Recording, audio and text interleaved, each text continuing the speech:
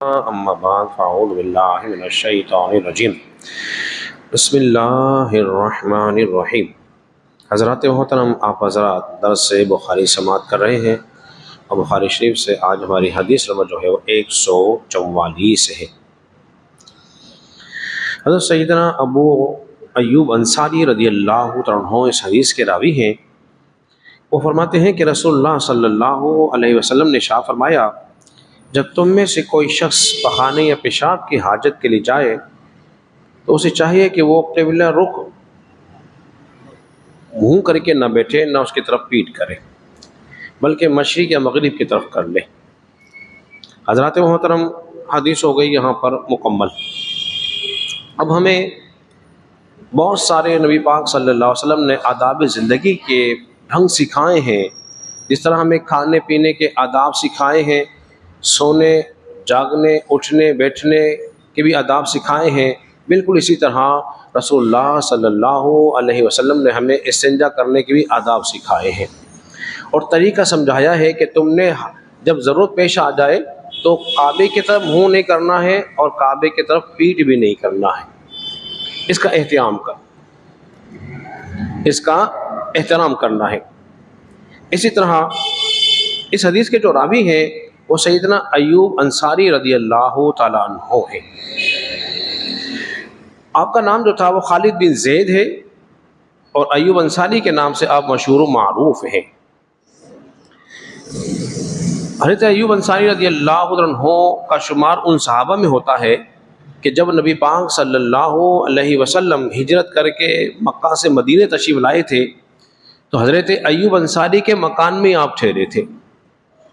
इनके 2 कमरों का मकान था।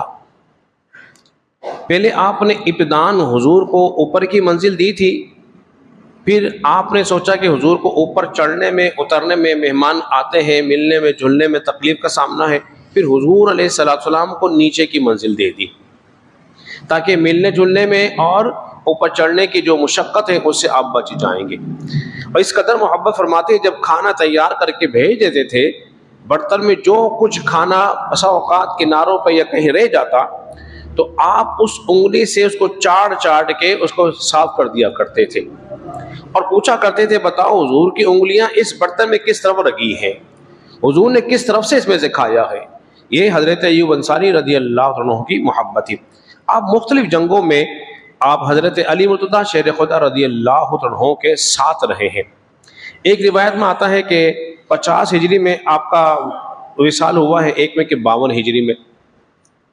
जब जिहाद हुआ कुस्तुनतुनिया का और ये अमीर मुआविया रज़ियल्लाहु अन्हु का दौर था, तो उसके अमीर जो थे वो यजीद बिन सुफियान थे। जब कुस्तुनतुनिया के जिहाद में आप गए तो वहाँ अलील हो गए। जब अलील हो गए तो फिर यजीद बिन मुआविया आपसे मिलने के लिए आए तो उन्होंने कहा कि जब मैं इंतकाल कर जाऊं तो मेरी कब्र को जो है ना कुस्तुनतुनिया की जो सरहदें हैं उसकी काबे की वो काबे जो कुस्तुनतुनिया का जो किला है उसके करीब मुझे दफन कर देना। और फिर ऐसे मशहूर मारूफ थे कि जब कोई मुश्किल दरपेश आती या कहत पड़ जाता तो लोग हज़रत अय्यूब अंसारी की कब्र के पास आके खड़े होकर दुआएं करते थे तो अल्लाह तबारक व तआला बारिशों को नाज़िल फरमा दिया करता था। ये हज़रत अय्यूब अंसारी रज़ियल्लाहु अन्हु का मुख्तसर सा तारुफ इन आप हज़रात के सामने करा दिया है। नबी पाक सल्लल्लाहु अलैहि वसल्लम ने हदीस में इरशाद फरमाया, मुस्लिम में हदीस मार्का मौजूद है, 262 इस हदीस का नंबर है। हज़रत सलमान रज़ियल्लाहु अन्हु बयान करते हैं, कहा कि उनसे किसी ने कहा कि तुम्हारे नबी तुम्हें तालीम देते हैं?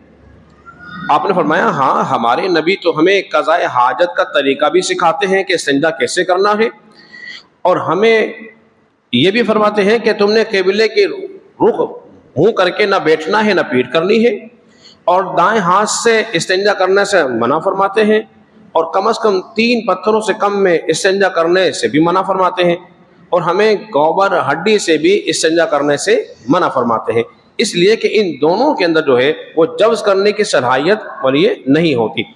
चूँकि गोबर में भी जब्ज़ करने की सलाहियत नहीं होती और वो वैसे ही नापाक होता है और हड्डी में भी पानी को जब्ज़ करने की सलाहियत नहीं होती। इसी तरह हज़रत अबू हुरैरा रज़ियल्लाहु अन्हु से भी यही रिवायत मौजूद है, मुस्लिम के अंदर ये 200 65 थी, 266 है।